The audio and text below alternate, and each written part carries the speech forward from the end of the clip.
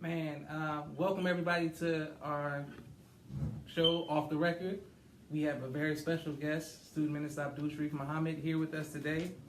We're just very excited to get to hear 38 years of eyewitness testimony, and let's get straight to it. We look forward to you all's questions as well. Yes. Feel free to leave your comments and questions throughout the show. We appreciate it. So we're going to get right to it. My first question for you, Dad, is everybody's familiar with the Million Man March, and everybody's not familiar with the work that led up to the march. So what are some of the challenges, attacks, propaganda, behind the scenes that led to the march that you can share with us? First of all, I want to say thank you to you all for allowing me to come on y'all program. Thank y'all so very much. Assalamu alaikum to the audience. Now, some of the challenges that we face in the making of the Million Man March was one of the critical things that people really don't know to this day. Very few people know that the march at one point was off because of finance. But Dr. Farrakhan, with his strong drive and faith, we brought it through. Now, Minister Farrakhan went before the Million Man March. He went out around the country for over 2 years, speaking. Stopped the killing tour, men's only, women's only, to build up to the Million Man March. He almost like single-handedly went out and did it. But God was with him, and those of us that followed his instruction, we went out and whatever challenges we faced, we had to overcome those difficulties. And a lot of people really was jealous of Minister Farrakhan when he started going around speaking. There were preachers, man, that literally locked us out from coming into their churches for the minister to speak because of the jealousy of some of the so-called big preachers telling so-called little preachers, don't let Farrakhan in your church. This was real. But the minister, wise as he is, he just told us we went and paid for venues and still went to their city. And their members came to the venue wherever we went. Then some preachers stood strong and allowed the minister to come in to his church, to their churches. And but the minister, one thing I want to make sure everybody know, that part of the scripture when it says take a cursing and give back a blessing, Dr. Farrakhan lived that. Yes, They sir. lived. Yes, sir. I never heard him curse not one of those preachers. I never heard him curse not of the politicians that spoke evil of him or did anything against him. The minister just went on and did God's work. And then, so be it. You see, the Million Man March, but all the security, some that you got a chance to see, some you didn't see. But for the record, because of Minister Farrakhan and me, one of the point persons in Washington in advance, we met with every law enforcement agency in this country. And when you looked at it in that audience and saw everything, I mean the military, Army, Navy, why do we have to meet with all of those people? Because they really thought that there was going to be a riot on that day, and they was prepared to take us out.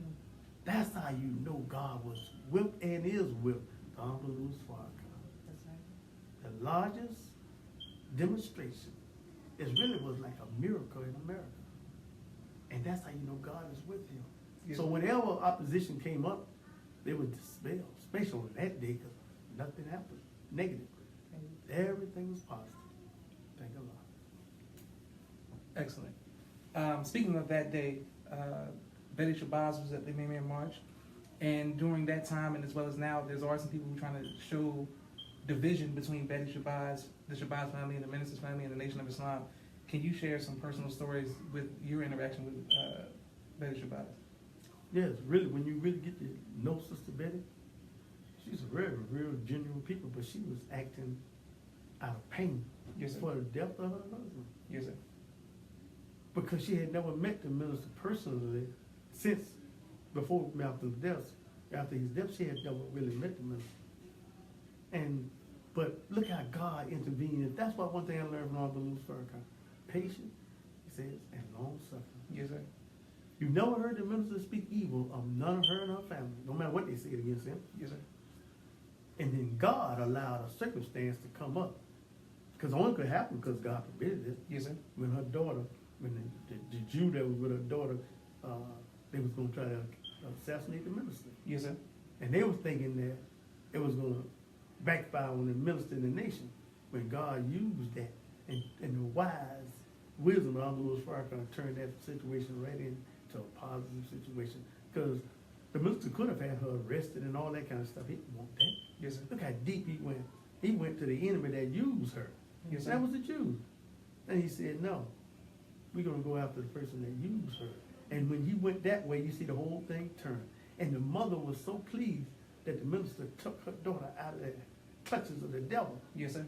That's when they met. And behind the scene, a lot of things took place before that really happened. And I was a minister. I was one of the point person with the minister on that situation. Yes, sir. We went back and forth to meet with her and talk to her before the minister really. The minister and mom was together when they came at the airport, and they met and they hugged and she cried and all that stuff. See, the world don't really know this part, Yes, sir. but this is real. And she genuinely loved the minister, and especially the mother. Cause they used to sit down with each other's children and plait their hair and fix their hair and all that. So they just cried when they got together and nothing but love. And that's when you saw them come together at the Apollo. Yes, sir. Nothing but love, but the enemy, angry. And that's why to this very day, you know, they still try to use that stone. But that's the enemy. Yes, sir. They want to use a dead man, Malcolm, and you raise him up to go against a living man, Louis Farrakhan. But that's not going to work. That's failing. Yes, sir. So all the tricks they use, it's not going to work. Louis Farrakhan is God's man. You like it or not. That's it. Yes, sir. Can I hear you? What was it like to transition from the captain role to the minister role that you're in now? Well, I must be honest, and I must. Once a captain, always a captain. But the transition is being more humble and more patient, and you have to take planning. Ministers, you got to take planning. Lord, and the disciples, you got to take planning. And it's a learning experience, but really a beautiful transition because you get the opportunity to use both. Because John Louis Farrakhan was a captain for once and then minister. So I love it. It's easy to me. Thank you, ma'am. Okay, my next question is, the Honorable Minister Louis Farrakhan faces currently and has always faced so much attempted character assassination and just false propaganda and even plots on his life. And my question is, now you see that this generation defends the minister a lot online and on social media platforms. When you first came in the nation and throughout your years of work for the nation, how did you all defend the minister against those plots and the propaganda? How did you all defend the minister? Well, we defend the minister old-fashioned way. During that time at the beginning, all we had was flyers, radio, and very little TV. But we put the flyers out, went in the public, we took that Final Call newspaper, and we went in the community. And we went door to door, and we pushed that in the paper so that people could read for themselves. And then anywhere we can gather a crowd, then we would tell them the truth. And then during that time, back during that day, we had a lot of debates going on out in the community. So we got a chance to get the word out, you know. And that's the way we really did it. The radio, TV, and cable TV back during that time. We put the minister's tapes on cable so we can get out to the community. So that's how we did it before modern technology of computers and Instagram and Facebook and all that good stuff now. But those was our tools back then. But mainly we pushed that Final Call and put flyers out. We was masters of flyers. Yeah, that's real. Excellent. Okay, Dad, speaking, another thing that people, the enemy tries to use is the Dr. Khaled situation. Can you share some stories of your work with Dr. Khaled, like how, and your interaction with him? Yes. See, a lot of people, that's why it's not really known, and we have to tell the world about the real story of Dr. Khaled. They would like to make it seem as if the Honorable Louis Farrakhan and the Nation of Islam abandoned Dr. Khaled and didn't do nothing for Dr. Khaled. That's an outright lie.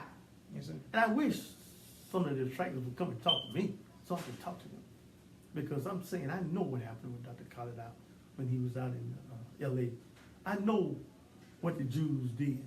I was in Las Vegas with Don Louis Farrakhan getting ready to speak when Urban, the guy with the ADL, came to Vegas and came down in the lobby. And at that particular time, Supreme Captain, he told me he wanted to speak to Don Louis Farrakhan, to Urban Root, whatever his name, Urban Root, or the ADL. And I went upstairs and I told the minister, and when I asked him, I told the minister that the gentleman was downstairs, he wanted to speak to me. The minister said, for what? He said, I said about Dr. Collins. He said, well, I said, well, let me go find out. So I went down and talked to him. He said, they wanted to know, was Dr. Collins still in the Nation of Islam? Because he is explicit in that, all the minister had to do was say no, because they was going to move on Dr. Collins. When I went back upstairs and told the minister what he said, that they wanted to know, was Dr. Collins still in the Nation of Islam? The minister said, you tell them definitely that Dr. Collins is still in the Nation of Islam. I couldn't wait to get back downstairs. Yes, sir. And I told him that Donald Blues Farrakhan said he's definitely in the Nation of Islam. And the Jews said, that's all we wanted to know. We got up and left. Because they wanted to move on Dr. Collins. They wanted to let the minister, if the minister would say thumb down on Dr. Collins, he would have been through it. But the minister loved Dr. Collins, loved him. And so they left him alone. Now, when the unfortunate circumstances happened to Dr. Collins, the minister took care of his family. It's not known to the public. He took care of them. I mean, anything they needed, he took care of them. And if you go interview them, they'll be honest, they'll tell you he did it. But you leave it up to the public, certain segment of the community, they want to make it as if we're abandoning and the minister abandoned Dr. Collins. That's an outright lie. The minister kept the protection over Dr. Collins. That's a fact. I was Supreme Captain. I know that that's a fact. When Dr. Collins was in the hospital, the Nation of Islam secured Dr. Collins all the time out there in L.A. at the hospital, 24 hours. The minister sent Mother Ruth for his son and me out there personally to protect Dr. Collins. We stayed over there with him in the hospital when we moved him. We was there. But people don't know that. See, these Johnny-come-latelys coming around trying to tell you little stories that they don't really know all the facts. They should ask some of us who was there. Ask Brother Moose was the Supreme Captain now. Ask me. Donald Louis Farrakhan, I say it again, loved Dr. Collins. And he sent his top people to be around Dr. Collins at that time. That's a fact. Wonderful. Thank you for defending Thank you. Farrakhan. Go ahead. That's good. Transitioning to your minister role now, what's the most significant lesson you learned about being in the minister role from Minister Farrakhan? Well, I'm telling you, this is what all ministers, preachers, people in leadership should also learn this. How to be humble. No matter what God blesses us with, I watched the unbelievers Farrakhan close up, and I watched them from afar. I have never, ever seen the unbelievers Farrakhan act arrogant. I've never seen it be boastful. Say, humble. And that's what I've learned from him, and I'm striving hard to practice that. No matter what happens, be humble and thank Allah for whatever you may get in life. See, I watched him be so humble, and the whole world coming after him, but he's humble. See, that's what I've learned. If you want to use an individual thing, I've learned how to be humble by the grace of God. Daughter. Good. Well, this is a question that's a little lighter than some of the ones that we've been asking, but I watch you as a grandfather, and I see your interaction with your grandchildren, and my son specifically, Pop-Pop is a lot, nicer and more lenient than, my dad was. I'm like, who is this man? It's just so fun and happy and playing soccer and letting him jump all on the furniture, stuff we could never do. So my question is, what do you enjoy most about being a grandfather? Well, I enjoy it now. Being a grandfather is that, Minister has a study guide I call Struggle for Balance. Sometimes early on in the struggle, you become single focused. And if you're not careful, you'll lose your family because you're so focused on the mission. And Allah blessed me and my family. Look, I'm so proud. Oh, Lord, many people wish they could sit down with their children and be on Facebook and talk, and then sit in the house, and my wife close by, and I mean, just family. And my grandson, they got muscle on them. That's my baby and my grandbaby. I'm so proud just to be able to see when I was gone, because I was missing a lot from you all, physically. With my wife, I learned from the minister said, if a woman love a man, she'll put love in that man, put her children for that man. Opposite. If she hate that man, she can put hate in that man. I mean, the children for the man. I got to tell the world, my wife put love in my children for me. Yes, sir. No matter how far away I was gone and you remind me, I was just 2 days and came back. My daughter was 6 months old once I got back in the country. But look, she's here, they're here with me. I thank a lot. So with the grandchildren, I'm trying my best. And maybe, I don't know if it's the proper word to say it, is what I miss with the children, with my children. I want to put it in the grandchildren, especially the time. And show the time with them. You're doing a great job. I'm slick jealous. He's been to every birthday party for his youngest two grandchildren, and I'm just like, I didn't come to your birthday. Oh my God! We thank you for making it possible financially, but Mommy was the real MVP with that. You was working hard for that birthday. I apologize. We appreciate you, but you weren't there. Oh, wow. Josh, I wasn't there for you, man. That's why you wrote the book. Wow. Be better than bitter. Be better than bitter. I apologize, family, but God is great. Yes, and we appreciate you, because if it wasn't for the work that you were putting in, then we wouldn't be standing on any foundation. So we appreciate That's you. right. That's why I love the Honorable Farrakhan. I think a lot. I'm just saying it straight up. I don't regret not one day. Going all over the world with Honorable Farrakhan. I thank him for allowing me to do that and being throughout the country, being in the bed, sleeping on the floor, sleeping. I don't regret none of it. I thank Allah for allowing me to be with his servant, the Honorable Farrakhan. That's right. Okay, I have a question. When you were no longer the Supreme Captain and you were transitioning, you didn't know what you were going to be next. You were driving the final call paper truck from city to city, no longer with a lot of security around and all that kind of stuff. What made you drive the paper truck? Well, look, when you used to, when you were used to getting money, and I used to have it, then all of a sudden, one day you wake up and you don't have no income. And you have a family. Now you have to feed this family. Because I ain't never been a beggar. I always, by the grace of God, been a worker. Now all of a sudden I don't have no income coming in. And my children in school, they glad to see me because I'm home now all of a sudden. Never been there like that before. But the bills are due. My wife never had to work. But now, that's why I thank Allah for my wife. Because when she realized that I didn't have no income, she didn't open her mouth in a negative way. She went to work. She went to college and all that, but she never had to use it. But she went and got a job. Within a few days, my wife was working. I said, wow. She went to work because she knew that it's going to take a minute for me to get it together. Now, that was one of the greatest decisions I had to make in my life. Now I'm saying, really, first time I allowed fear to really come in my life like that. Fear came. How am I going to take care of my family? And I don't have no income. Zero. I said, wow. I got to go to work somewhere. But now I'm laying on the sofa in the living room. I had the Holy Quran and the Bible on the table because I had spoke to the Honorable Farrakhan and he told me he wanted me to read the story of Job. So I started reading Job, and I read when Job had it all. and then lost it all. Yes, sir.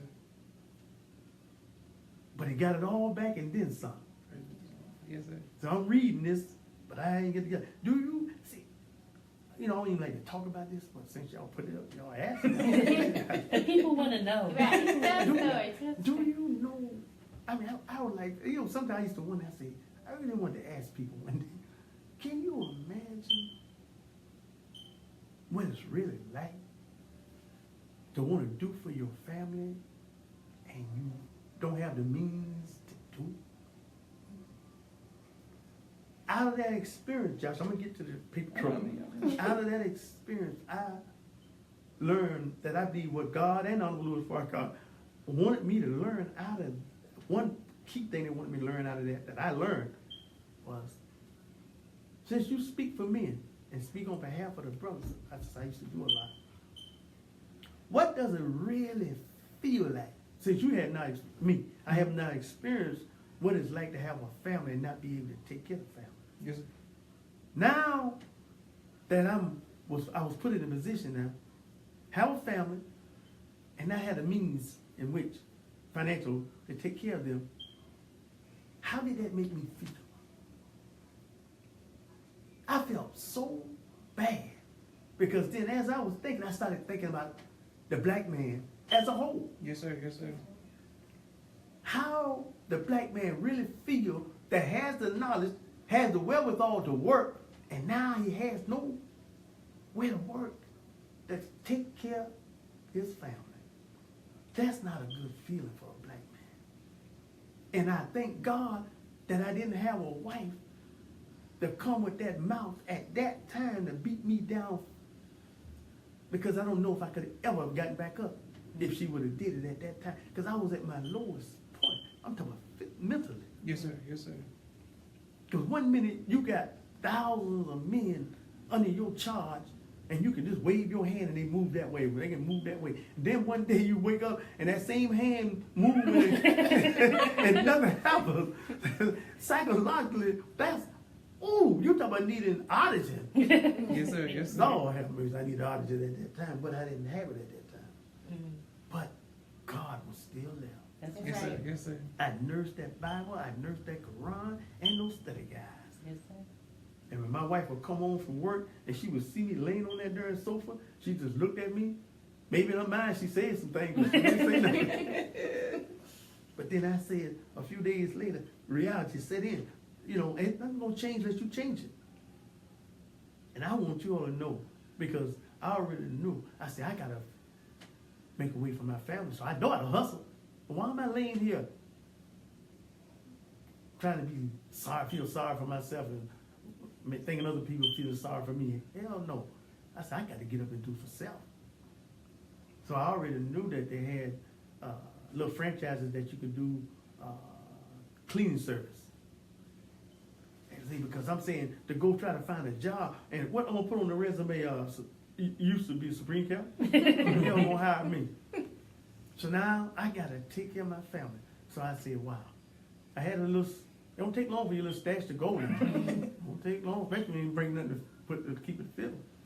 So I got the franchise for clean them. Clean that little bug. And it was a cleaning, they still do it now, cleaning service. So I started off with a cleaning contract, franchising, cleaning little daycares. Then I got another franchise, another daycare center, cleaning it. I'm saying to the listening audience, I literally, this ain't no just talk, I clean toilets. Yes, sir. I've been with See, one day a supreme captain of the nation of Islam, and a few days later I was cleaning toilets, but I wasn't too good to go and clean the toilets for my family. Because you see how healthy they look now? They didn't miss no meals. I went and started cleaning toilets late at night, working, cleaning toilets. Then I got another contract, then another contract. Then the money started coming again. Then I could breathe a little bit. But during that time while I was cleaning at night, the paper truck, the final call had the papers had to go throughout the South. So at that time, Brother Tadar was carrying the papers in the truck, and he told me he knew that I needed to make some income, so he told me, well, I can take the route from Chicago to Nashville and then drop off Memphis papers and then come on back up. So I said I did. I had to rent. Every Tuesday, I would rent a van. Go to the distribution center where the Final Call was being published at, pick up the Final Call, get a truckload of Final Calls and take them down south. I used to roll by myself. I took my diesel a couple times with me, but I rolled down there by myself. And Brother Dale used to pay me like $800 that day, for that day of trip down and back. That was great money during that time for me. It's great now, son. Drive a truck. So I thank Allah for Brother Dale giving me the opportunity to drive that paper truck. I wasn't too proud. And then I was used to going like to Louisville or Indianapolis, and they would see me, former Supreme, kept driving a paper truck and drop off and, whoa, Brother Supreme. And I was reduced to a truck driver. But I was a brother though. Yes, sir. I helped them unload that truck, put that paper down, drive on, because I had to get time limit and I had to get back. So I drove. But it was a humbling experience. Yes, sir. Here's the opportunity. I can either make money for my family, or am I too arrogant, too proud to drive the paper truck for the most powerful paper in the world to go and deliver them and drive. But I drove that paper truck down that road back and forth every Tuesday of the week. And I thank Allah for Brother Tadar to this day for allowing me to drive. And I thank Allah because here's the nation still again. It was a Final Call newspaper that I was carrying and dropping off. And I had a chance to make a living with that, with me making the contracts, and that's how I was able to take care of my family. And we appreciate you. This goes right in with the paper truck. What is some advice that the Honorable Minister Farrakhan gave you about economic development? Well, one of the main things the minister told me to always use justice. Always be just.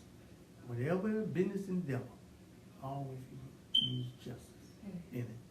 Don't go in and rob your people. Don't steal. Don't do nothing to disrespect your people. Always be just. Yes, sir. And even if you make a mistake, if you realize you made a mistake, apologize and do something about it and keep going. Because in this world, you're going to make mistakes. But you don't have to stay right there. Apologize, clean it up, keep moving. Yes, sir. Thank you, Daddy, for that. You kind of answered this one. A few days ago on the news, it was reported by CNN and other major outlets that there was a pilot who saw 2 UFOs flying over Arizona. And so I just wanted to ask you, what has been your personal experience with the wheel, and what have you witnessed of the Honorable Minister Farrakhan and his connection with the wheel? Well, I'm saying, and I say boldly, plug for the book. I have a book out, a small book out. It's the Honorable Farrakhan divinely connected me. Excuse me. And is he connected to the wheel? There's no doubt he's connected. Honorable Farrakhan told us about his experience. And I'm saying, I've seen the wheel small distance. I've seen it with Honorable. I've seen it follow us all over Africa, all over the world we left. It followed us. And the one that really was, that's stuck in my brain right now is when we went to Africa, to Ghana. When the minister would go out in this community, and it was dark over Ghana. And the minister asked the driver, who was our guide, was it dark like this before? He said, no, it never been dark like this before. And he said, it just happened since you've gotten there. And Honorable Farrakhan told us, he said, no, the bats came out in the daytime. And bats don't come out in the daytime. But there were so many out, that's what darkened it. Wow. And they wanted to know why the bats was out in the daytime. Honorable Farrakhan told us that the bats have very sensitive ears. And they knew that the wheel was out there. And they heard the wheel and they came out. And then when we left and went to Benin, the next country, when we went next door, the minister had to call back to check to see was the bats still out. They said no. Once the minister left, the bats went away. See?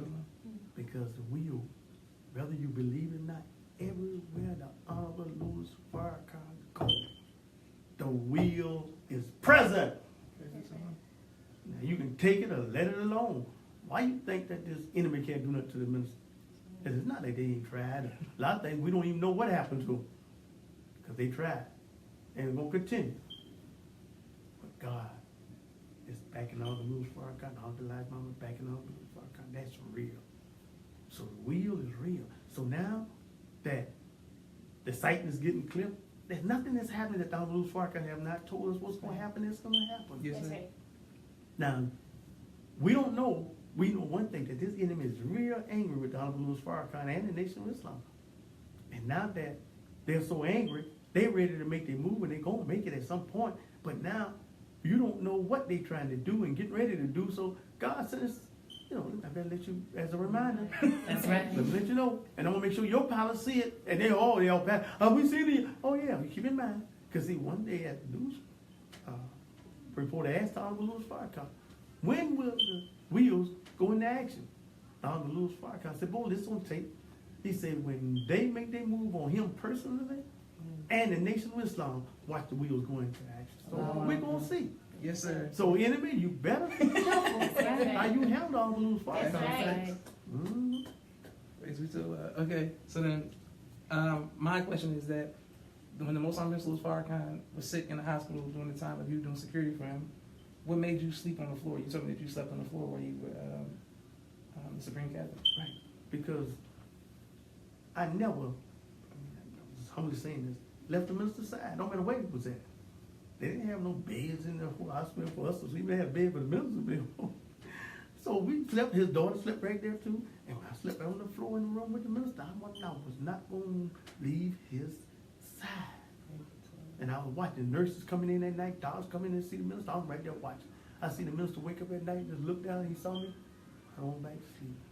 That's why I slept on the floor. I sleep on the floor now. I sleep wherever to protect the Honorable Louis Farrakhan life. And I miss him. But mister, I miss you. Love you so much. Okay, good, baby. You travel consistently now throughout the regions. Some weeks we don't even see you for days because you're traveling on the road. Why is it so important to travel to the region? Most people don't do that. I know, but I see you do that. Why is it so important? Because I've learned long time ago from my grandfather. That's down there. Born out in Brunswick, down there. I told you we live so far in the country. They had to pump daylight back there to us. My grandfather told me, I never forgot this. He said, at the time, Billy, if you ever take a job, you be the best at it. Or don't accept it. Yes, sir. So whatever job I've ever taken in my life, I strive to be the best at it. So Honorable Louis Farrakhan gave me an opportunity to work. I would not have accepted if I didn't want to go to work. See, and in the region, the region is part of my work. Yes, sir. I have to go out in the region and give good news to the believers out there from the Honorable Louis Farrakhan. Because most of them don't get a chance to see the Honorable Louis Farrakhan. Most, as I travel now, they thank me, but they really thanking Allah for the Honorable Louis Farrakhan, that somebody will come into a little small study group that's back in the country, that they feel sometimes don't nobody care nothing about them but the Honorable Louis Farrakhan, and they won't support. So I go as a representative for the Honorable Louis Farrakhan and tell them that the Honorable Louis Farrakhan loves you all, so he wanted me to come personally to tell you that. And they love it.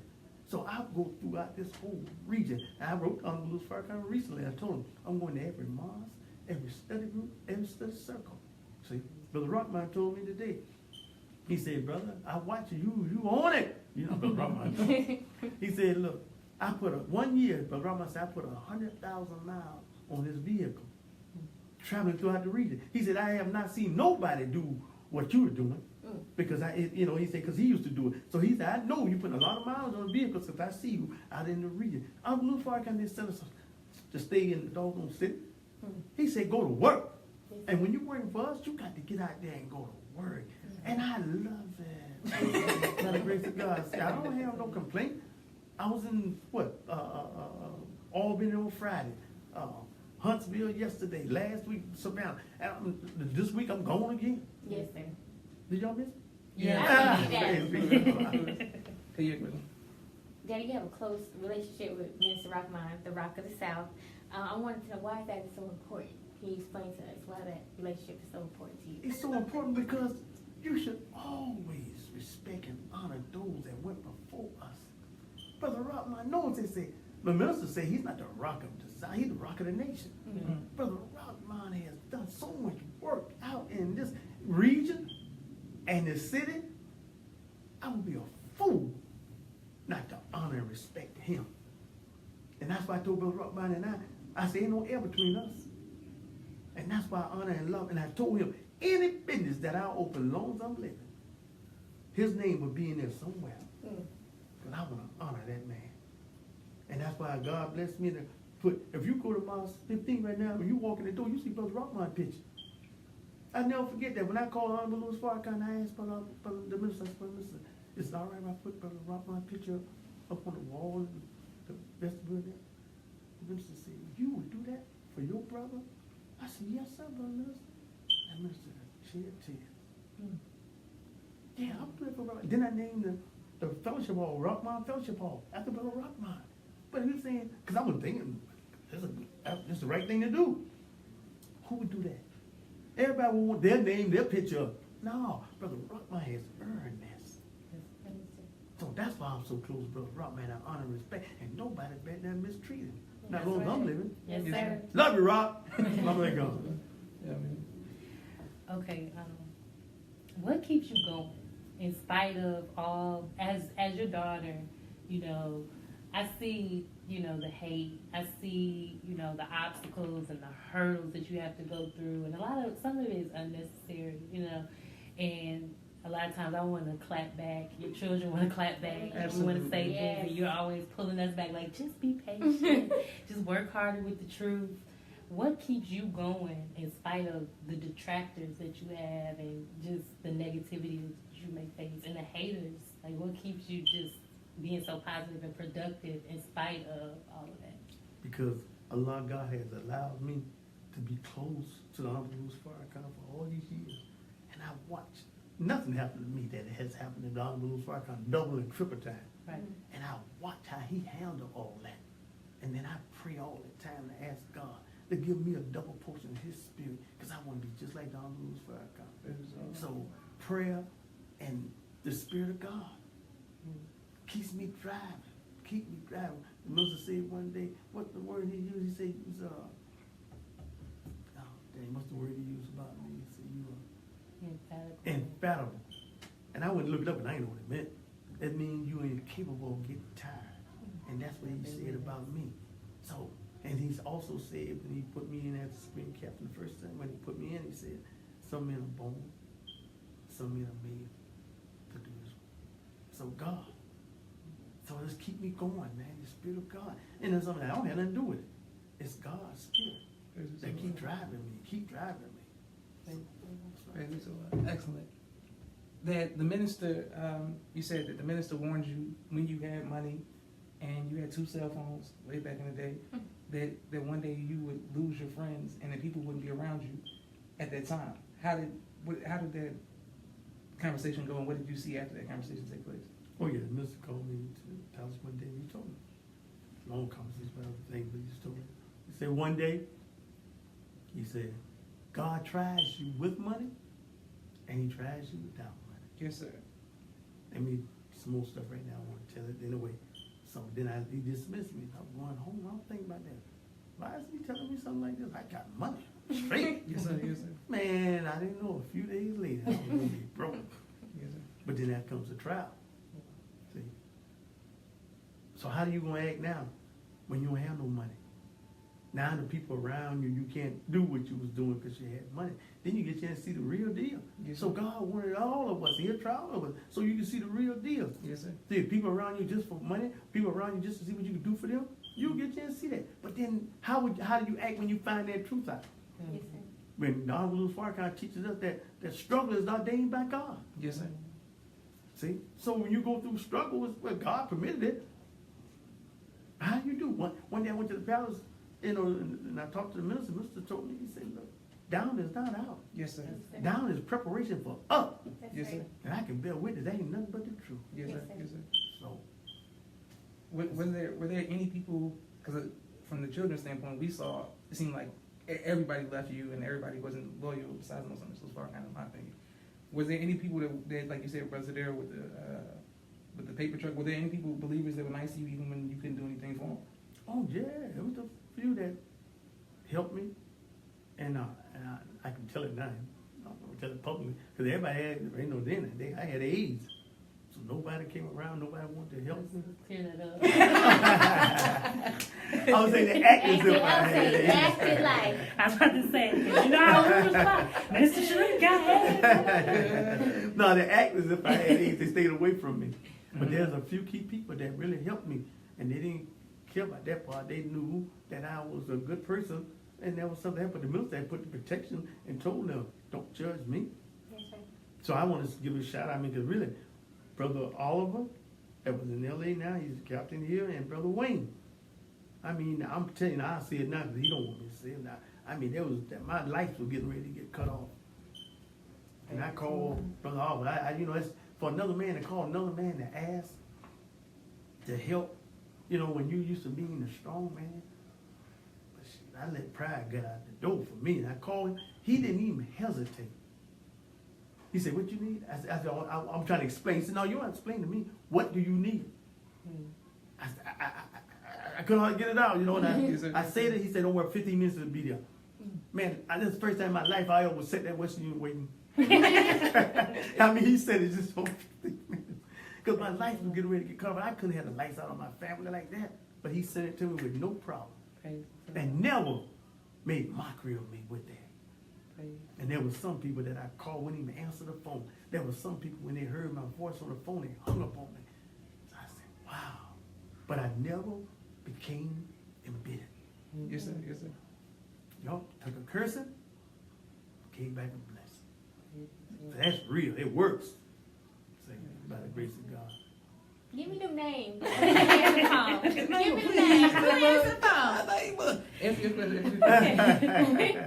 Daddy, as a father and a husband, what are some things you learned from Minister Farrakhan and Mother Khadijah? Some things that you saw and that you implemented with us? That family is first, no matter what. Family is first. It was kind of difficult for me because I was so busy working, thinking that's it. But no, family is first. Wife, take care of your family. My wife and I have been together for over 36 years. You know, and I don't regret none of that. I thank a lot for her to put up with my foolishness all these years. And I thank a lot for you all to put up with me. You know, because I know at certain times I know. But I thought it best I could do. I don't think I did too bad. So thanks by the grace of God. And then Rashad's watching too. Rashad watching Yeah. that. That's my baby son. Boy, I love that boy. And my Sasa. Say But something. I love all my children. And what I learned, my faith has been deepened by family and trial. Yes, sir. I watched the Louis Farrakhan. He don't give up on his children, Yes, sir. no matter what. And I learned that because I was kind of cold at one point. I'll give up. I mean, not give up, but I act like you don't exist in my life. You Yes, know, sir. Yes, sir. You don't come and do this work. But I learned the balance. Yes, sir. And that's why now, this latter years, you try to make it up. I don't know if you can make it up, but you do your best to try to do it.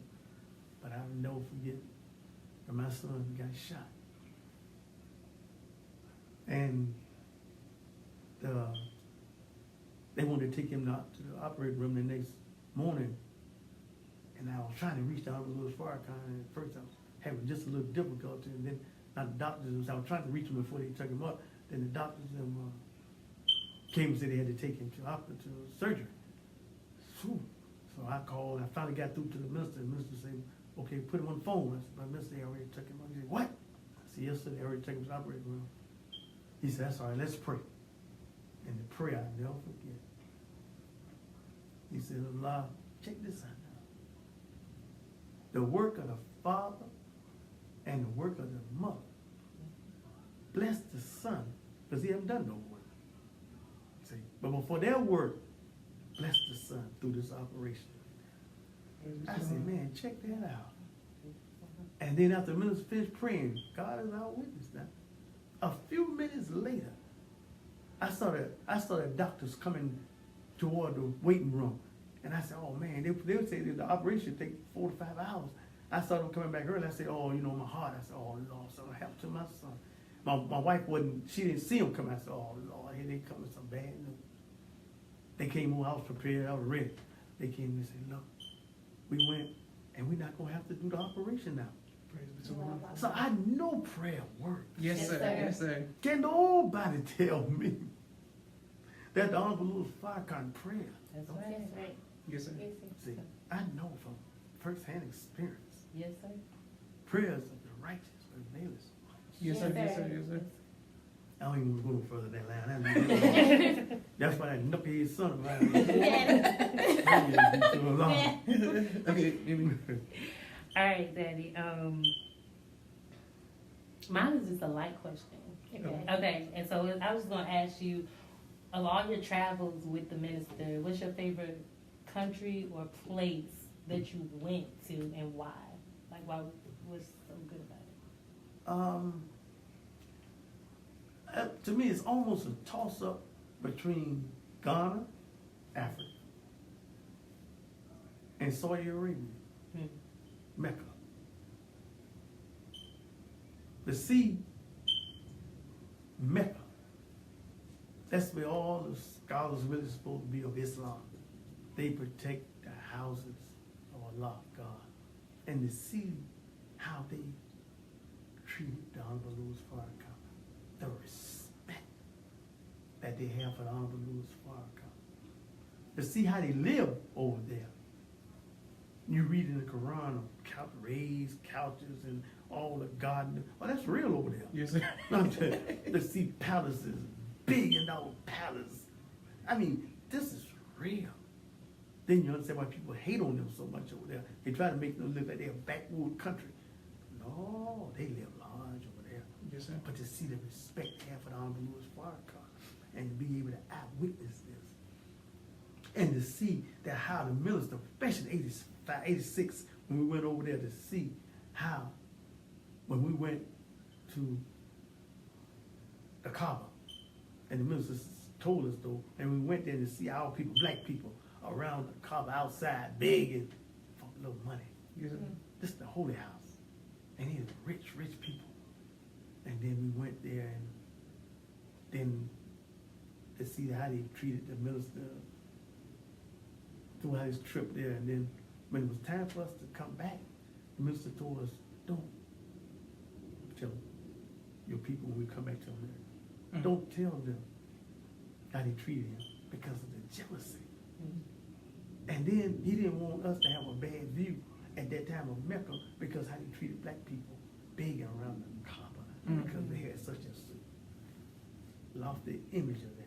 But look at it, look, the kind of band that Honorable Farrakhan is. Back then, he didn't want us to talk about it. But now all that has changed. But Ghana, to see when we first went to Ghana, I thank God for me to be, because I always wanted to go to Africa, to see where it was when we went in 85, 86, and to see where it's come from. And to go and be able to see where they took our forefathers from, those slave dungeons. I don't never forget that imprint that's in my mind. To see on the door, the Star of David, that's the Jews' sign, that they was heavily involved in the slave trade of our people. Yes, sir. Coming from Ghana and Africa over here. And they love to say they would never forget. Well, personally, I'll never forget Yes, sir. Yes, sir. for what they have done to us. That's a fact. So Ghana, then Saudi Arabia. Praise be to God. Excellent, excellent. Okay, Dad, one time you told me, you said, you were telling the brothers about doing security, you said you were with the minister and you were trying to, you changed the route because something happened, because you felt something different. Could you please explain that? Oh yeah, and it really happened, several times. But I always relied when I was Supreme Captain's over the Minister of Security, I relied on the Spirit of God Yes, sir. to lead me. I never wanted anything to happen to Honorable Louis Farrakhan. I no members of the Nation of Islam. So anytime we had to move the minister, I would definitely pray and ask God for guidance. Yes, sir. Now I know it may sound strange for a security person to do it, but that's what I did because I relied on God. Yes, Because sir. I know it's God's man. Yes, sir. So in Maryland, it was hot. They wanted to kill the Honorable Louis Farrakhan. We went out to check out. They had snipers on the roof. The lights was out in the back area. But we were supposed to bring the minister in. And at that time, I was in Supreme Captain. I was security. Brother Frank was, at that time, was Supreme Captain. But I saw what I saw, and I felt a certain kind of weight. So when we got back to the hotel, I just told the minister what I felt. I told the minister, I told him to set up. I see the snipers on the roof and the spirit in which they was in. And I said, Brother Minister, now, when we drive by, there's a front, and it's not that far from the front. And I said to him, I said, Brother Minister, if you went through the front, that would throw them all off. And we can get you in safe and all. Minister never responded. I said, oh, man. I thought maybe the minister thought, I'm just saying me now, I thought maybe the minister thought maybe I was setting him up. Yes, sir. Because he didn't say nothing. He got up and he went in his room. But that's what I learned. The minister always go to the room and pray Yes, sir. before we respond. Yes, sir. But when he came out the room, because we already had cold when time to move, he didn't say nothing. He said, I'm ready to go. Now we had to jump everybody in motion. We started rolling. And we was headed toward the vineyard. And when we got close to the vineyard, he told me, he said, look, I want you to stop. Have the car stop right at the curb close by. I don't want nobody getting out but Mustafa and you. I said, yes, sir. I called, they know that voice. I said, don't nobody get out of no car and move.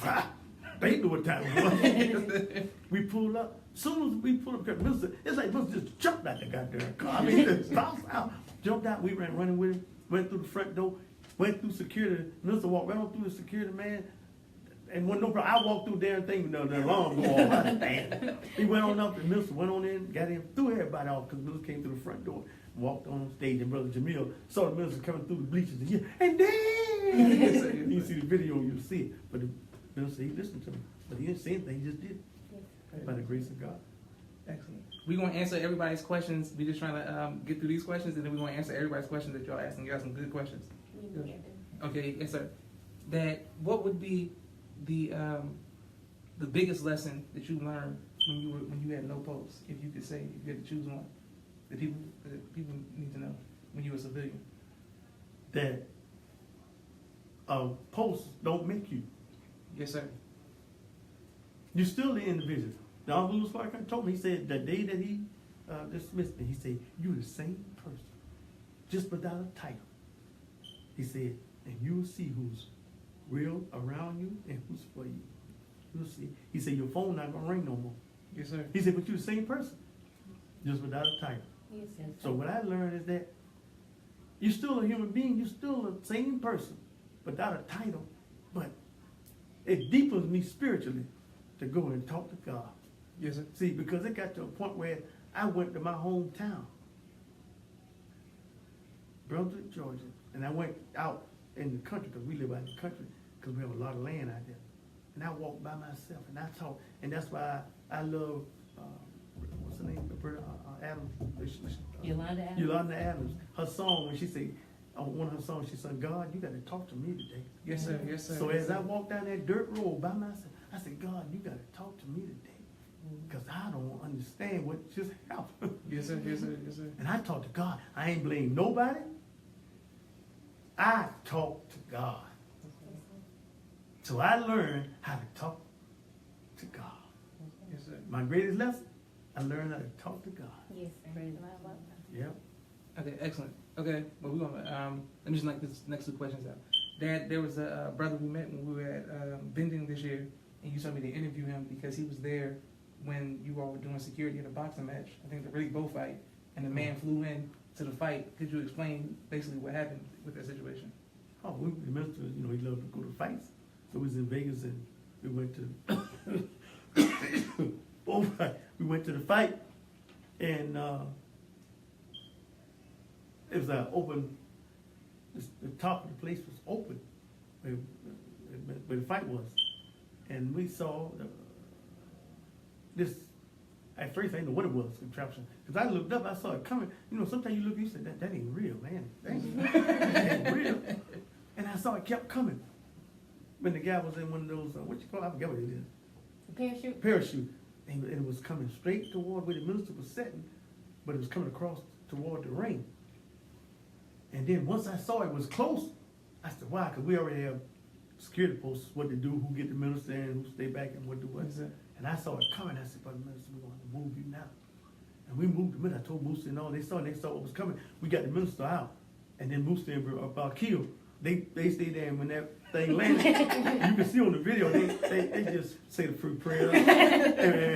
and wherever he is now, he ain't never forgot them. Yes, sir. So that's what happened on that. But God allowed us to see it coming. So I don't know if that was intentional toward the minister, or to stop the fight, or whatever it was, but They it was won't coming do that toward the again. minister. They won't do it again. Okay, so the meeting's going to deal with the questions for the audience. Okay, we got some questions from the audience. Okay. We have a question from Brother Willie Muhammad. He said, was he ever present when the Honorable Minister Farrakhan met with members of the Jewish community at his home who know he is not an anti-Semite? If you can you share what you witnessed in those meetings? Yes. Not only at his home was I there many meetings, but when he went, and the minister told the story, when he went to the to the so-called head rabbi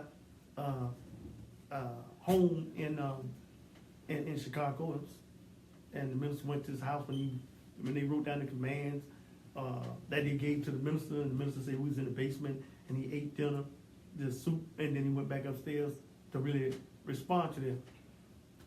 When they said to him, same thing, you can go, you've seen the video when the minister did it in the time.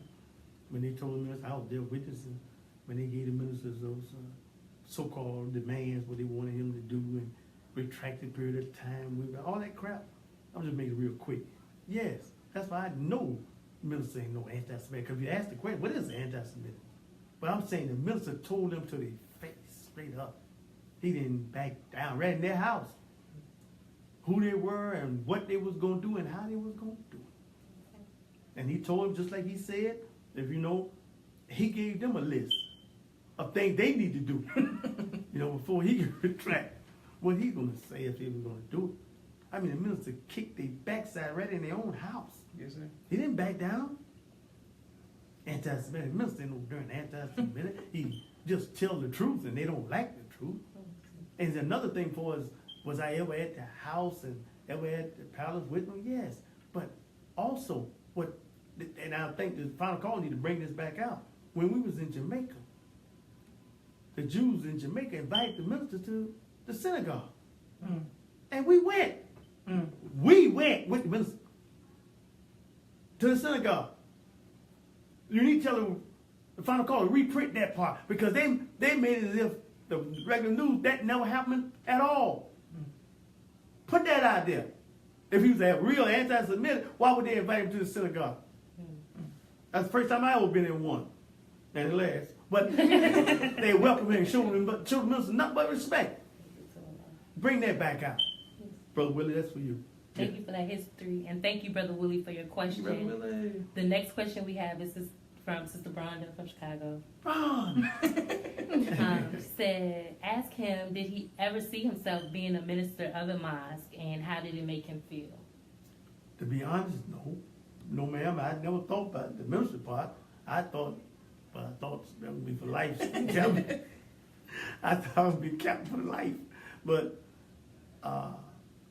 once the switch was made, because I was teaching even as the captain. Yes, sir. I was teaching, because the minister told me when I first came to Chicago, use the Quran as a guide. That's the protection. And that's why I always use the Quran, so I would be protected in that book. So, but when I made this switch, how it made me feel. When it was time to just go, it was the easiest switch. It made me feel good. Now, I just take that same energy and use it in that post as a minister. By the grace of God. Thank you, Bob. All right, we have another question from Brother Willie. This minister Willie, Oh, okay. Brother Minister Willie, we have another question. You have seen the Honorable Minister Farrakhan when he is away from the public and interacting with his family.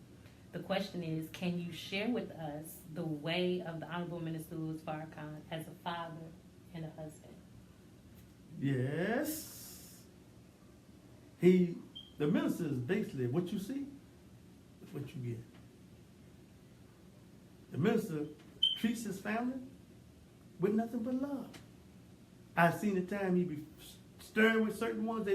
He's stern, but he's loving. He showed nothing but love to his family.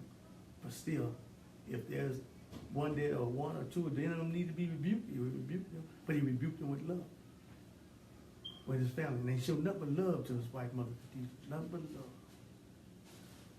And that's I learned so much because I watched. And I strive to do the same thing by the grace of God. Thank you, Brother Willie. That's it? Man, God bless you. Brother Michael Neal, he missed the story.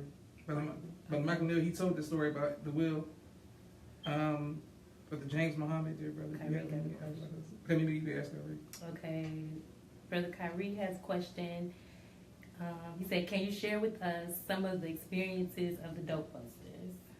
Oh, the man take a while to do. I can give you a couple of them. But one that sticks out the most right now, but I would love to finish this at another time because this dope buster story has to be told. I don't know what Josh waiting on. Real soon. But one of the stories at the dope busters at Mayfair Mansion, the largest open-air drug market in the whole country in Washington, D.C., how God allowed us. See, that's why that final call is so important. See, the dope buster, for those that don't know what the dope busters is, that's when we went in to Mayfair Mansion where they had the largest open-air drug market and then history was made because we cleaned it up by the grace of God.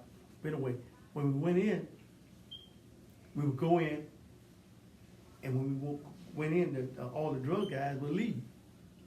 And then when we leave, they come back. So the manager of Mayfair Mansion came down to Moss about 3-4 blocks up the street from the apartment complex. He came one day and asked us, could we make a permanent, what would it take for us to come to his apartment and be there permanent? But you know, during that time, we never know we're around the nation. We never charged for nothing.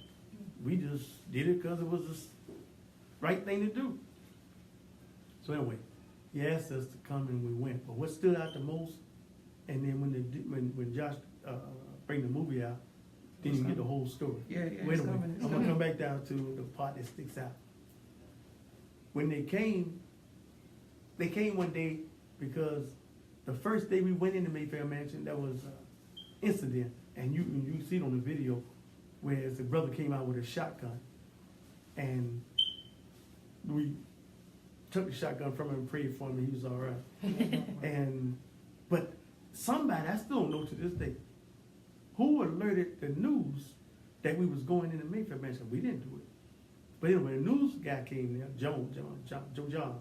Right now, that's how he became the anchor right now on CNN by the dope busters. Anyway, he came running with his camera in pursuit of a story, and we was in pursuit of the drug dealers, and we clashed. Mm-hmm. And some kind of way he got a little throw down on the ground and just a little damage. But he got together. But anyway, they wanted to come and arrest a brother for that, and we weren't going for that. So the chief of police, the deputy chief in that area, came to meet with me at the manager's office. He wanted to talk to me. He was talking to me about, we just wanted to just turn one brother in. We let him go right back, but we got to make the arrest. I said, make the arrest for what? Brother doing wrong? Now, I'm in the office talking to him, but he already sent his men up to the command center where the brothers were. I heard the call, Allahu Akbar, Allahu Akbar. That's the call, all Muslim. When you hear that, we roll. Yes, sir. I jumped up at the office, started running toward the command center. The chief running behind me. We get there. The brothers upstairs, because we was on the second floor. All the police with automatic weapons trying to get in to where the brothers were. The brothers was in ranks in the room, and they was calling on the guard, and they didn't back down from the guns. They was moving forward on the police with the automatic weapons. Yes, sir. Yes, sir. This is a fact. Yes, sir. Yes, sir. And the police was backing up because the Minister Sharrieff had already taught us that God, yes, sir, say, when you stand up for what's right, God will take the fear out of you and put it into your enemy. Yes, sir. Yes, sir. And the police was backing down with automatic weapons, man. And I saw I'm talking about the chief of police told me, say, brothers, in fact, the brother, wait, can you stop him? Can you get the brothers? He told me, he said, I'd never seen, all 30 years of police law enforcement, he said, I've never seen the look that I saw in those brothers' eyes. Yes, sir. And they backed my police officers back with automatic weapons. I had to get around the police and jump in front of the brothers and stop them because they had gone into a trance. Yes, sir. Law walk by law walk by. They didn't fear nothing or nobody but God. Yes, sir. Yes, sir. Yes, sir. And the police had never seen nothing like that. This is real. Yes, sir. And then I stopped the brothers by the grace of God. And the police chief, he got his police officers out of there. And they got the hell up out of there. And the police chief told me, he said, I never seen nothing like that in my life. That my men was filled was in my men with guns. And he took his men and they left. That's one highlight. But there's many more stories I could tell you that I'm telling you that Donovan Lewis Farrakhan, I want to make sure it was clear to everybody. The whole time we was at Mayfield Mansion and Paradise Mountain and all that, they look, you go pull up right now, they were selling $25 million a week drugs out of that area. Yes, sir. And it was tied in to the Contra. Yes, sir. When it had a war with it. I mean, but God led us right into it, but we didn't know. But the whole time that we was dealing with Mayfield Mansion, I would be on the phone with Donovan Lewis Farrakhan getting direction. So I don't want nobody to ever think that we did that alone. We had guidance, and not one life was lost. Yes, I want to make sure that's clear. Praise be to Allah. Okay. We have a question from Dr. Henry. Brother Henry. Henry. One of the greatest challenges facing many believers is the lack of resources. The God promises us money, good homes, and friendships in all walks of life. How should believers use the economic blueprint and the teachings to set ourselves in heaven at once? Thank you, Brother Henry. Easy if we will obey. The problem is we read the teaching, we hear the teaching, but we won't follow the teaching. Message to the black man, Honorable Elijah Muhammad told us clearly, backed up by what Donovan Lewis Farrakhan told us. He said, pool your resources and go into business with like minds. If we would do that and go into business and then support each other, see, we must get rid of envy and jealousy because we think that the white man ice is colder than our ice. So we'll pass by the black man business if we do get one up and go to the white man or the Asian or somebody else, as long as they're not black. We have to stop that type of thinking. That's self-hatred. So in order to do that, we must pool our resources and go into business. And then we got to spread the word to our people. We must support our black-owned businesses. Yes, We can do it. Yes, We've supported everybody else but us. Right. So now let's try supporting us. Thank you, Brother Henry. Good question. Okay, Brother Troy Muhammad, his question is, can you recall the story of when you were in Russia with the minister and the government tried to attack him? Well, I have to be honest. I didn't make the trip to Russia. When the minister went to Russia, I didn't make that trip. Okay. All right, so I couldn't answer that. Okay. So he was not in Russia. 1 second, please. But I'm glad you said that. That during the time when the minister was in Russia and when the minister was on the world tour, you were in charge of running the Nation of Islam Here. as a Supreme Captain. Yes, Right. sir, in America. Right. What was that like? Oh, man. I prayed every day because I ain't want nothing to happen while the minister was gone. I ain't want nothing to happen on my watch. But it was stressful, but it was good because God blessed, nothing took place. Praise the Lord. Okay, we have another question from Brother Kadeem Jamal Muhammad. You're a shining example of longevity. The question is, what was your first encounter with the teachings and what made you accept the teachings? Well, my first encounter with the teaching, I would say, I was on vacation in Morgantown, West Virginia. I was a youth correctional center. Jail, if you want to put it clearly. I was there for a few days, and young brother out of Philly had message to the black man. Mm-hmm. And I had up at a little time. So he told me, he started a little study group in the center. And I started reading it. And that's what really turned me on from Message to the Black Man. Now, I see anybody listen now. If you don't have Message to the Black Man, just like Brother Ishmael said today on this lecture, you should go get it. Because it turned me on and started reading and wanting to know more. And that's what started me. And the second part of the question was, What made you accept it? what made me accept it was because it was nothing but the truth. And I must say this, because when I came back out, I had businesses over in D.C. and I had stores, and I had 7 stores. And I was hustling, legitimately while I was hustling. And there was my brother-in-law today, Jamil, and Brother Marvin. Because Brother Jamil at that time was the study group leader in D.C. up on Howard University. And he would come to my store every day because they used to live across the street. Marvin used to live across the street. And they could watch my front door at the store from where they was living.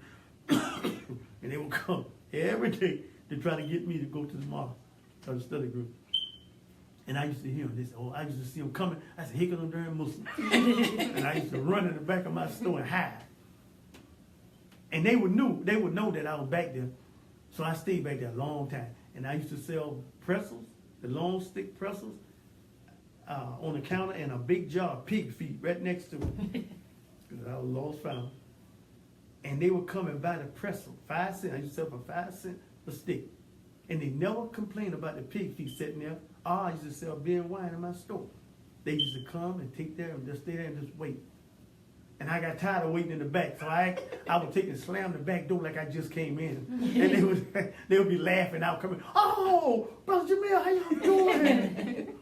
They never let on that they knew I was back there hiding. And they would just invite me out. And I would accept, and I started going to the study room. And I would hear, Brother Jamil can teach, and still to this day can teach.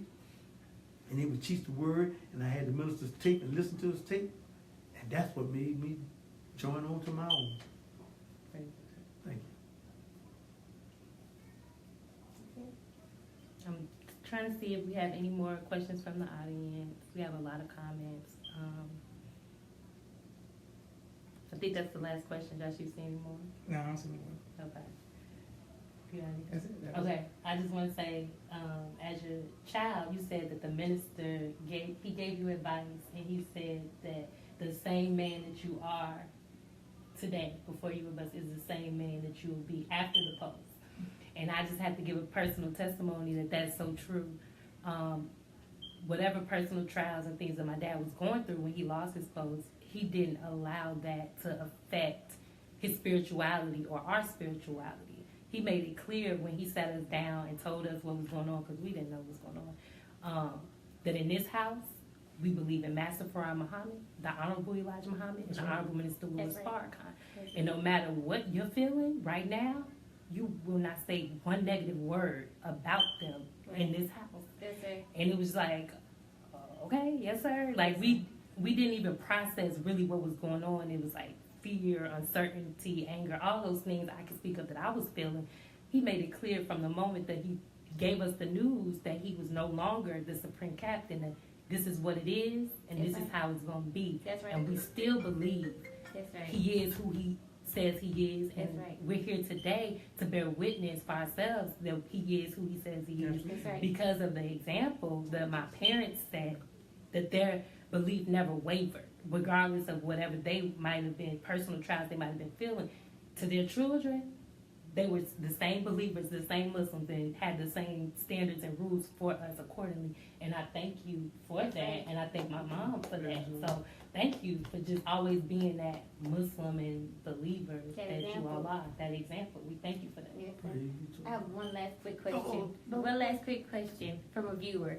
What should young men do who have not gone to college or completed high school, but they want to be productive men in the nation and for their families? Do you advise them to learn a trade that can assist with nation building, and what is needed more in the nation in terms of trades? I would say 100%. If you do not have a trade, you should learn a trade. Because now we need all the trades what we can get. Because we got to build a nation. And we can't build a nation with a bunch of young, dumb people. Yes, sir. So whatever you could go and learn as a trade, learn it.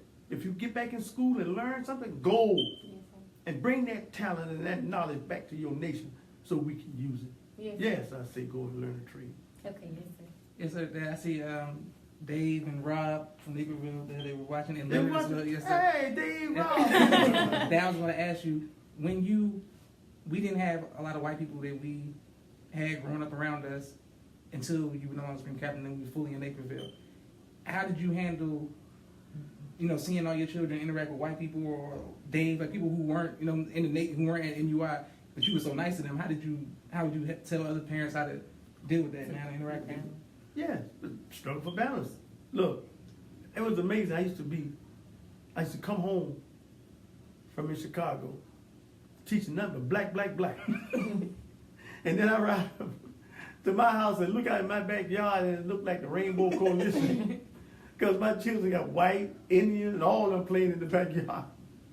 And I used to look at that, stand in the window and look at that and say, wow. Oh, is this real what I'm looking at? And no, but the minister said, when you deal with justice, it doesn't deal with color. Yes, sir. You deal with justice. And if a white person can show you justice, if they could do that, then you treat them with justice. Yes, sir. Yes, sir. Black person, Indian person, or what have you. See? And when I saw my children running around there out there playing with them, I used to say, wow. I said, I hope they don't go too far. And Josh went a little farther. I came home. Josh had blonde hair, red hair. Blonde hair. It's like It reddish was brown. reddish. It was red as hell, brown. but that's all long of a son. Oh. Was But I his left trial- him alone. That was his trial going through. But I didn't, Josh could tell you to this very day. I never said nothing. I watched. I prayed. And he came back around. Yeah. But to deal with the different nationalities, I watched the minister deal with white folks. He brought white folks come to his house, he served them. Indian, Hispanics, Arabs, whatever. Minister's a just man. Yes, and I sir. try to be just like him. Yes, Yes, sir. sir. I gotta clear this up, y'all. I gotta clear this up about the blonde hair thing. For the last time in the world, my dad loves talking about people having blonde hair. I'm listening to girls will get you in trouble. And in Naperville, everybody was like, the S curls was popping. Mm-hmm. So I got an S curl. Shout out to Osai, who was living across from Rob and them. Osai was like, yo, bro, here go the S curl cream and all that. You gotta put it in. So I put the S curl in my hair to get curlier hair, and it did not work. So Osai said, leave it in longer. And it burnt my hair, so that was the color. And it had a little curl, but it was dripping. Big Aaron had an S curl. So like, but I didn't dye it. Big No, Big Aaron had an S curl too. But I'm saying, because his worked. So that's what happened, son. That's the first time I heard It's that like a story. bad perm. It was a bad perm. Josh had a bad perm. I had a bad perm, and it stayed that color, but I kept it because the girls liked it. So I was like, whatever, you know what I'm saying? And it wasn't until we was playing basketball that I finally shaved it like the last year. But But thank you for telling me this. I never knew that, Josh. yeah, I didn't dye it. It I just thought got you burnt. dyed it when you was out there changing. See, Damn. you was so busy working, you ain't even ask him Right. That Dave said he happy to see us. Okay, Big Dave, love you, man. He loves Okay, we stylists got too. some She more always said it down. questions. Okay, go ahead. You feel like a few more questions? Sure. Okay, we got a question from Brother Janelle Muhammad. He said, Assalamualaikum, what was dealing with law enforcement like during the Million Man March and locking that event down? He said, what did it feel like? Yeah, what was it like dealing with law enforcement and locking the actual Million Man Man, to March? be honest with you, I was never so proud that here's a black man, like Minister Farrakhan, is raised up. Now he's speaking to all law enforcement agencies in America. And they were listening to me.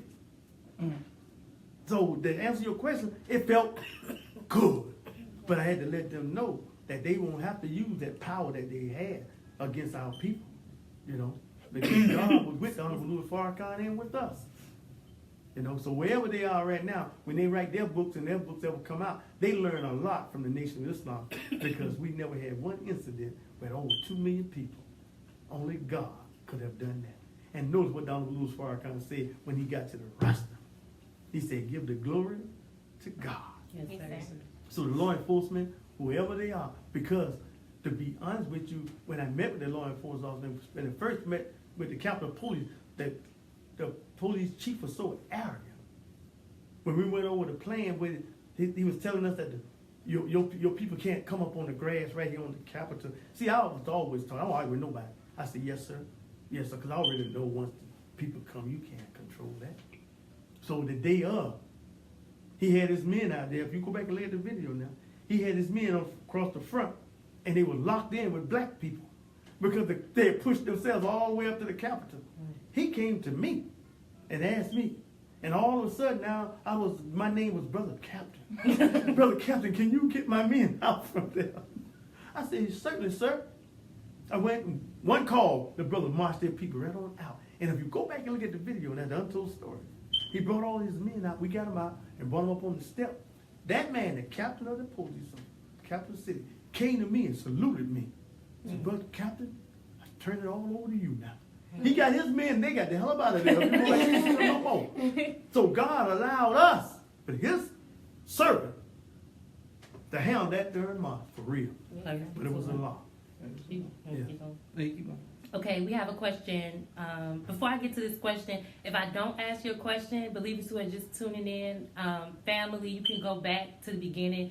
We asked a lot of questions and he dealt with a lot of the topics. So if it's a repeat question, you can just, after the video ends, you can go back and rewatch it. Thank you so much for all your questions and for tuning in. Brother Hezekiah Muhammad has a question. Can you share? Go ahead, take a break. Struggling.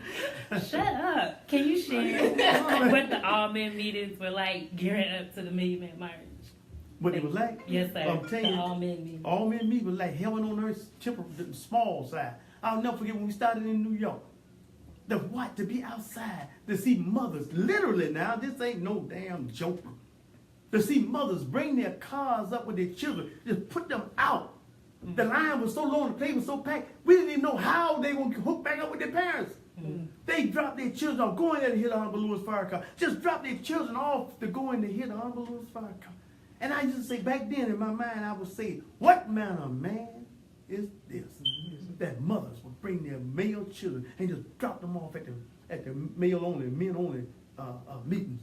This is real. And you want to go back and purchase from the final call these CDs on the men only meeting. So you go back and hear what the minister said and how the brothers and we responded to teaching that was good for the black man. Yes, sir.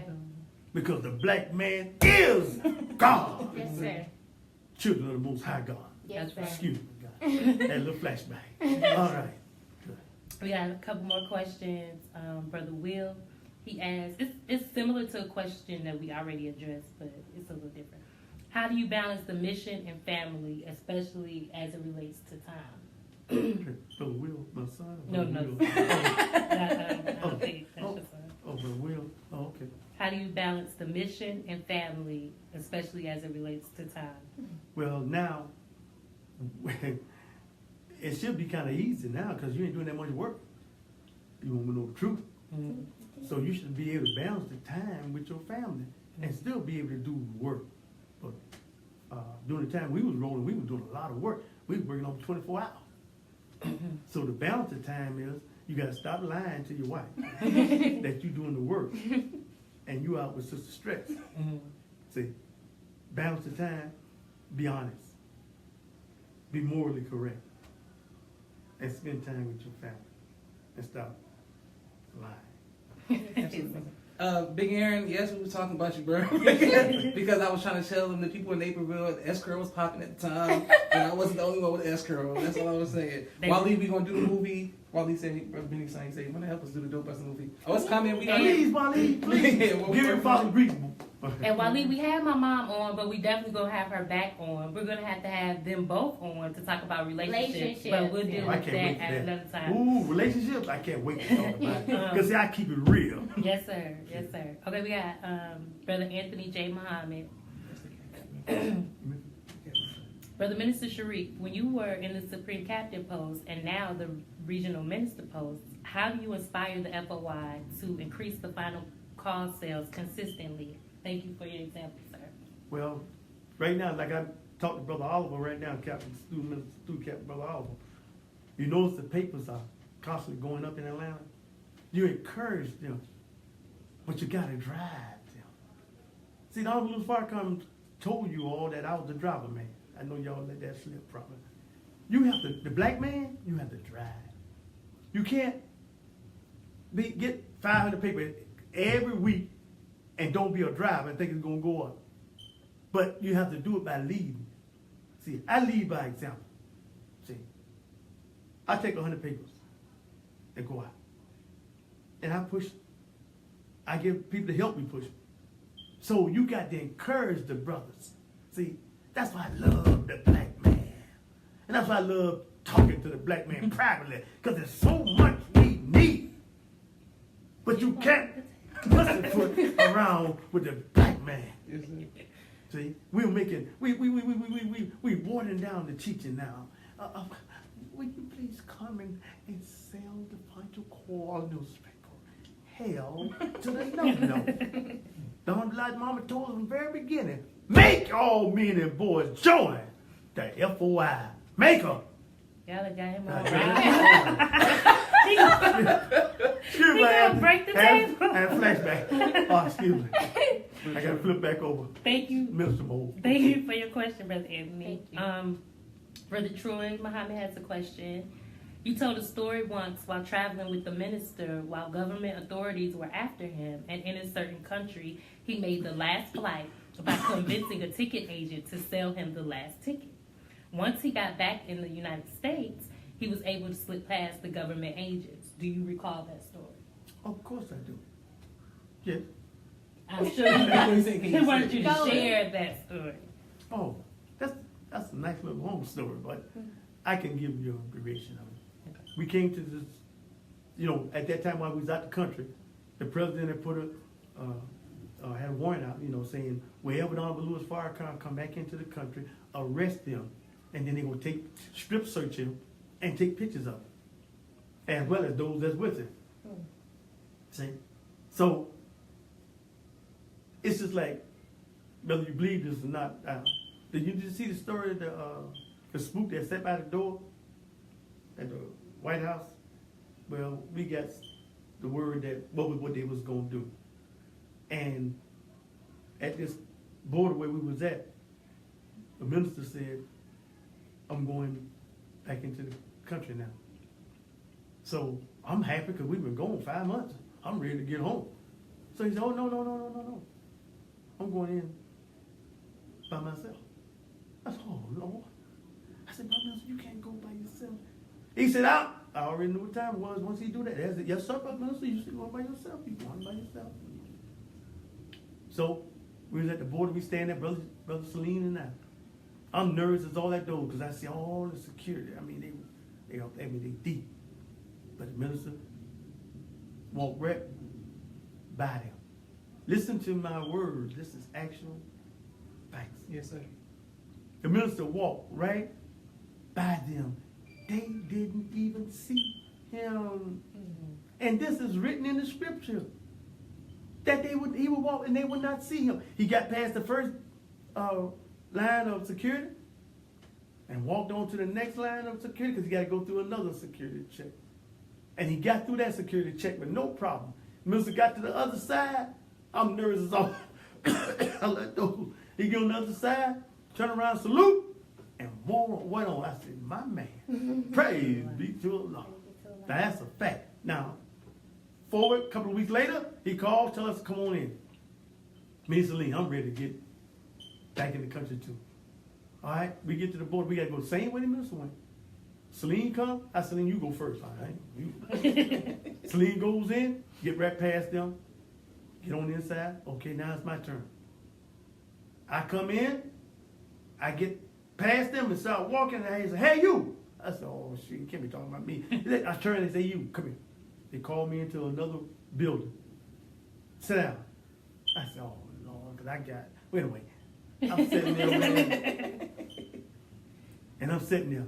And something happened outside that distracted them, and they all went outside. Celine came through another door. That's why Celine is my man. Yes, sir. My man. Yes, sir. Celine came through another door and saw me and said, come on. Man, I jumped up. I ran with Celine, and me and Celine ran through the other security. They didn't even stop us, got on the other side. I kissed the ground. Praise be to That God let us get in.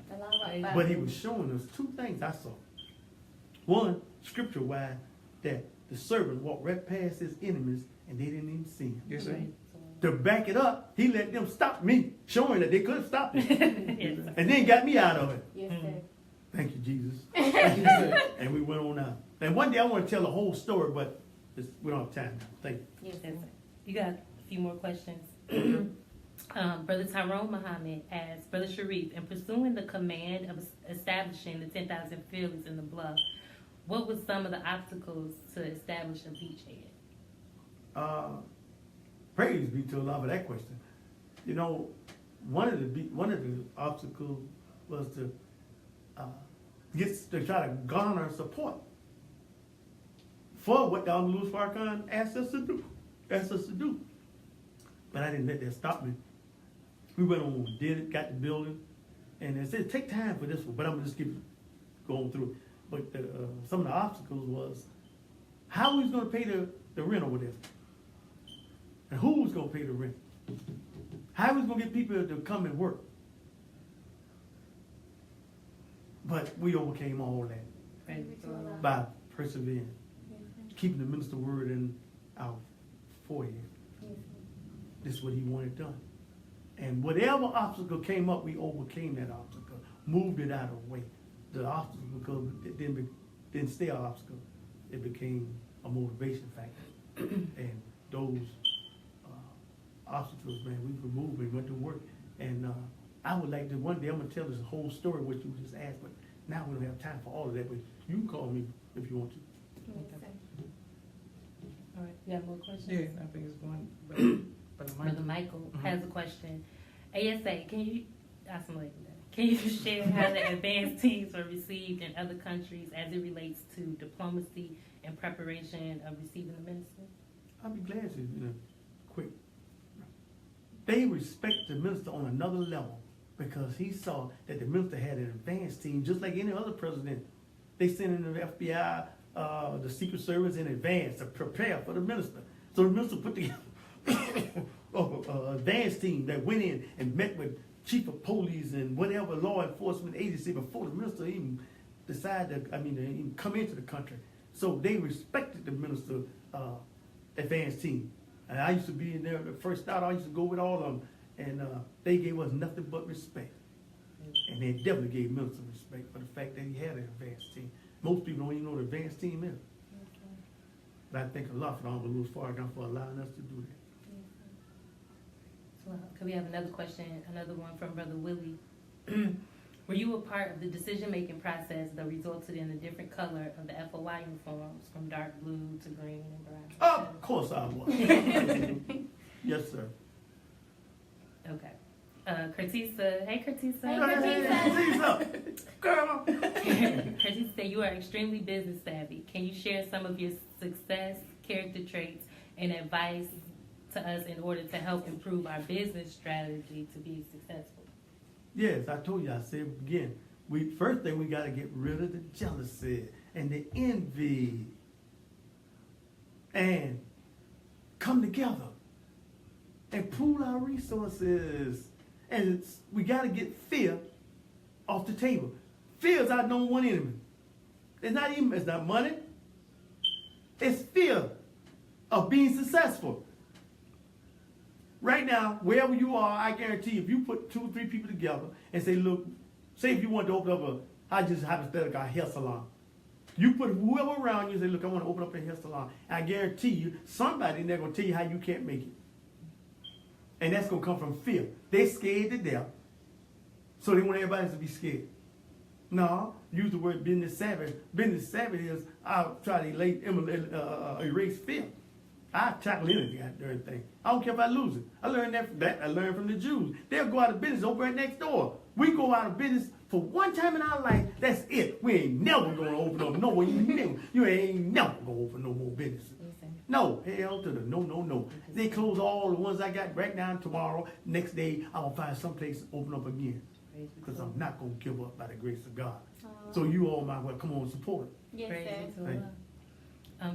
Candace Muhammad asks, will you make this talk available on DVD? I need this in my library. We're going to work on it. Yes, sir. Yes, ma'am. Okay. My bad. Sister Name was tired. She need to eat or something. God, the believer's going strong. I got a movie at 6:45, family. Got a movie. We don't go to the Mimi, Maurice Mom. Okay, Brother Maurice said, we just have having fun with family. This is what we do. We silly, y'all. Okay, Maurice Muhammad. Assalamu alaikum. In your leadership as Supreme Captain, have you come across modern COINTELPRO tactics that can be helpful to, I'm not sure what he means by that.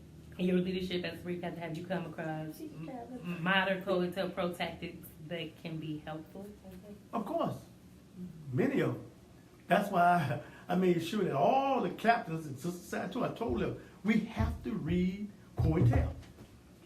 Because it's real.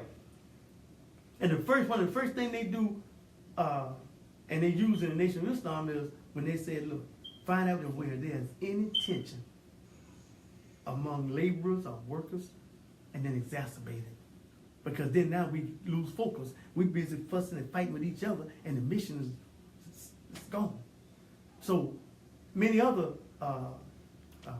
COINTEL things I like, but I just don't have the time now. But brothers, good question. Well, the next time if they ever bring me back, I'll be glad to finish that. Yes, sir. Yeah, so encourage them to bring me back. We'll have you back on. I think that's all the questions. I think we answered all the questions. Thank you. Hey, me too. Thank you so Thank much. you so much. Thank y'all for staying with us. Thank you Thank so you much. for your questions. Thank you for watching. Thank y'all so very much. Thanks May for I the feedback. May I say Dang, you've been saying a lot of words. I just want to say something as I leave this great audience of yours. I just want you all to remember, let's keep the Honorable Louis Farrakhan in our prayers. Yes, Yes, sir. And don't forget, those of you that don't know, we still have to march, May 11th, the Savior's Day Drive. Yes, Yes, sir. sir. So we want you all to help us to pay our Savior's Day Drive, please. I love you, family. He always working. Thank y'all. Thank you. Thank y'all. Thank you. Love you. Love you all. Thank you.